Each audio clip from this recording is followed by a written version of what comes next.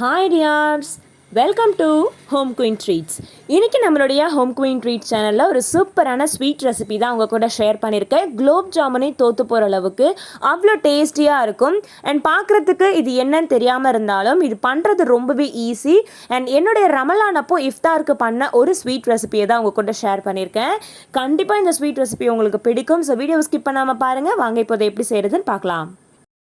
அதுக்கு முன்னாடி நீங்கள் இப்போ தான் ஃபர்ஸ்ட் டைம் நம்ம சேனல் விசிட் பண்ணி பார்க்குறீங்க, சேனலில் அப்லோட் பண்ணியிருக்கிற வீடியோஸ் எல்லாம் பிடிச்சிருக்குன்னா மறக்காமல் சப்ஸ்கிரைப் பண்ணி பக்கத்தில் இருக்கிற பெல் ஐகானில் ஆப்ஷன் ஆல் கிளிக் பண்ணி உங்களுடைய சப்போர்ட் கொடுங்க.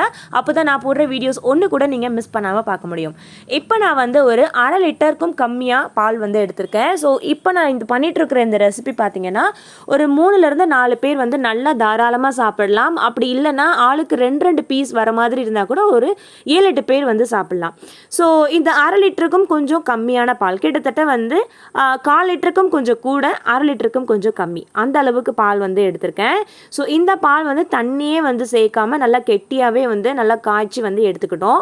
ஸோ இது கூட நம்ம இன்றைக்கி என்ன சேர்க்க போகிறோம் அப்படின்னு சொல்லி பார்த்தீங்கன்னா, ஒரு முந்திரி பருப்பு ஒரு 50 கிராம், 50லேருந்து 100 கிராம், உங்களுடைய டேஸ்ட்டை பொறுத்து. உங்களுக்கு அதிகமாக வேணும்னு நினச்சிங்கன்னா அதிகமாக சேர்க்கலாம், இல்லை கம்மியாக போதும்னு நினைக்கும் போது கம்மியாக சேர்த்துக்கலாம். குறைஞ்சபட்சம் ஒரு 100 கிராம் முந்திரி பருப்பு எடுத்து இந்த மாதிரி பொடி பண்ணிவிட்டு அந்த பொடியை நம்ம இந்த பாலில் சேர்த்துடுறோம். சேர்த்துட்டு இந்த மாதிரி நல்லா கெட்டியாக கைவிடாமல், எந்த கட்டியும் விழாமல் நல்லாவே மிக்ஸ் பண்ணிகிட்டே இருங்க. அண்ட் அதுக்கப்புறம் நான் இதில் என்ன சேர்க்கணும் அப்படின்னு சொல்கிறேன். இது ஒரு 5லேருந்து 6 நிமிஷம் நல்லாவே கொதிக்கட்டும். அண்ட் இப்போ இது கூட நான் என்ன சேர்க்க போகிறேன் அப்படின்னு சொல்லி பார்த்தீங்கன்னா, முந்திரி பருப்பு தான் இவ்வளோ நேரமும் வெந்துக்கிட்டு இருக்கு. ஒரு 6 நிமிஷம் ஆயிருக்கு. இது கூட கொஞ்சமாக ஃபுட் கலர் சேர்த்துக்கலாம். ஸோ பார்க்குறதுக்கு நல்ல கலராக இருக்கணும் அப்படின்னா நீங்கள் லெமன் க்ரீன், லெமன் எல்லோ இந்த மாதிரி கலர்லாம் நீங்கள் கடையில் வாங்கும்போது உங்களுக்கு கிடைக்கும். ஸோ அது நீங்கள் சேர்த்துக்கும் போது பார்க்குறதுக்கே அந்த ஸ்வீட் நல்ல ஒரு லெமனிஷ் எல்லோ கலரில் கிடைக்கும். ஸோ அதனால தான் இப்போ நான் ஃபுட் கலர் சேர்த்துக்கிறேன். இன்கேஸ் உங்களுக்கு வேறு கலரில் வேணும், ஏலக்காய் க்ரீன் அந்த மாதிரி கலர் வேணும் அப்படின்னிங்கன்னா அதுக்கேற்ற மாதிரி நீங்கள் கலர்ஸ் யூஸ் பண்ணிக்கலாம். ஸோ இல்லை உங்களுக்கு கலரே வேண்டான்னு நினைக்கிறவங்க இது ஸ்கிப் பண்ணிடலாம். கலருங்கிறது ஆப்ஷனல் தான். இப்போ நல்லாவே ஒரு 10 நிமிஷம் போல் ஆகியிருக்கு. இன்னும் நல்லா கொதிக்க விட்டுட்டே இருக்கும். அண்ட் இப்போ இது கூட நம்ம என்ன சேர்க்க போகிறோம் அப்படிங்கிறத நான் சொல்லிடுறேன். நம்ம வீட்டில் ஏற்கனவே பால்கோவா இருந்துச்சுன்னா ஓகே, அப்படி இல்லைனா ஸ்வீட் கடையில் சும்மா கொஞ்சமாக இந்த அளவுக்கு பால்கோவா சேர்த்துக்கிறோம். ஓகேங்களா? ஸோ பால்கோவா சேர்க்கும் போது தான் இன்னும் உங்களுக்கு டேஸ்ட் நல்லா தூக்கி கொடுக்கும். கடையில் போய் ஸ்வீட் கடையில் ஜஸ்ட் ஒரு 50 கிராம் பால்கோவா வாங்கினாலே போதும் இந்த ஸ்வீட் ரெசிபி பண்ணுறதுக்கு. ஆரல்ஸ் உங்கள் வீட்டில் ஏற்கனவே பால்கோவா இருந்தாலும் பெட்டர் தான், நீங்கள் அதை சேர்த்துக்கலாம். ஸோ அந்த பால்கோவா கட்டி கரையிற வரைக்கும் நல்லா மிக்ஸ் பண்ணுங்கள். ஒரு 5லேருந்து 6 நிமிஷம் போல் ஆகும். ஸோ அதுக்கப்புறம் என்ன பண்ணணும் அப்படிங்கிறத நான் காட்டுறேன். ஸோ கரெக்டாக இப்போ ஒரு 6 நிமிஷம் போல் ஆகியிருக்கு. இந்த அளவுக்கு அது நல்லா கெட்டியாக வரணும். ஏன்னா நம்ம பால்கோவா சேர்த்துருக்கோம், முந்திரி பருப்பு சேர்த்துருக்கோம். அண்ட் இதுக்கு நம்ம சர்க்கரை சேர்க்க தேவை கிடையாது. ஸோ ஏன்னா பால்கோவாவில் ஸ்வீட் இருக்கிறதுனால நார்மலான ஸ்வீட்டில் அது இருந்தாலே போதும். அண்ட் இப்போ நான் நெக்ஸ்ட் என்ன பண்ணணும் அப்படிங்கிறத சொல்லிடுறேன். ஒரு பாத்திரத்தில் எண்ணெய் ஊற்றி நல்லா எண்ணெய் காய வச்சுக்கோங்க. இப்போ நம்ம என்ன பண்ண போகிறோன்னா, இன்னொரு சைடில் ஒரு பேனில் நல்லா ஒரு 2 கிளாஸ் அளவுக்கு தண்ணி எடுத்துகிட்டு அதில் நல்லா 1 கிளாஸ் அளவுக்கு சர்க்கரை சேர்க்க போகிறோம்.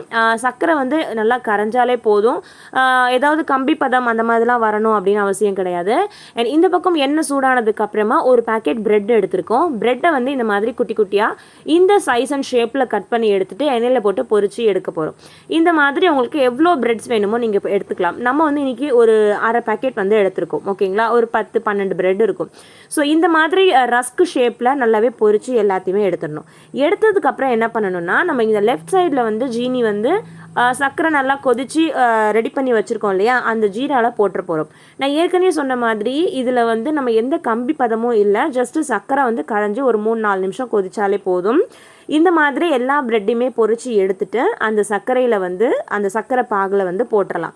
போட்டதுக்கப்புறம் அதை நல்லா ஆறட்டும், நல்லா டைம் கொடுங்க. அந்த ஜீரா ஃபுல்லாகவே அந்த ப்ரெட் உறிஞ்சிக்கிற அளவுக்கு நல்லாவே டைம் கொடுங்க. ஸோ இந்த ப்ராசஸ் பண்ணி தனியாக வச்சிடலாம்.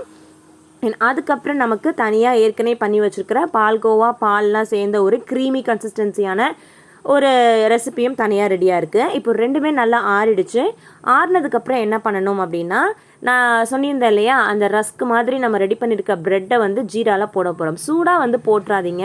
ஏன்னா ஜீராவில் நம்ம சூடாக போடும்போது ப்ரெட்டெல்லாம் ரொம்ப சாஃப்ட்டுன்றதுனால அப்படியே உடஞ்சி கரைய ஆரம்பிச்சிடும். ஸோ நல்லா எல்லாமே ஆறுனதுக்கப்புறமா இந்த ப்ராசஸ் நம்ம பண்ணணும். இந்த மாதிரி எல்லா ப்ரெட்டையுமே அது உள்ளுக்குள்ளார சேர்த்துடலாம். கண்டிப்பாக ஒரு முறையாவது இந்த ரெசிபியை வந்து ட்ரை பண்ணுங்கள். வீட்டில் சும்மா இருக்கிற டைமில் நீங்கள் இதை ட்ரை பண்ணி பாருங்கள். அதுக்கப்புறம் நீங்கள் இதோட டேஸ்ட் வந்து உங்களுக்கு பிடிச்சிருச்சுன்னா விடவே மாட்டீங்க. குலோப் ஜாமுனே நமக்கு வந்து தோற்று போகிற அளவுக்கு அவ்வளோ டேஸ்ட்டாக இருக்கும். கண்டிப்பாக ட்ரை பண்ணுங்கள். அண்ட் இந்த மாதிரி எல்லாமே வந்து ஜீராவில் மிக்ஸ் ஆகணும். மிக்ஸ் ஆனதுக்கப்புறம் என்ன பண்ணணும் அப்படிங்கிறத நான் சொல்கிறேன்.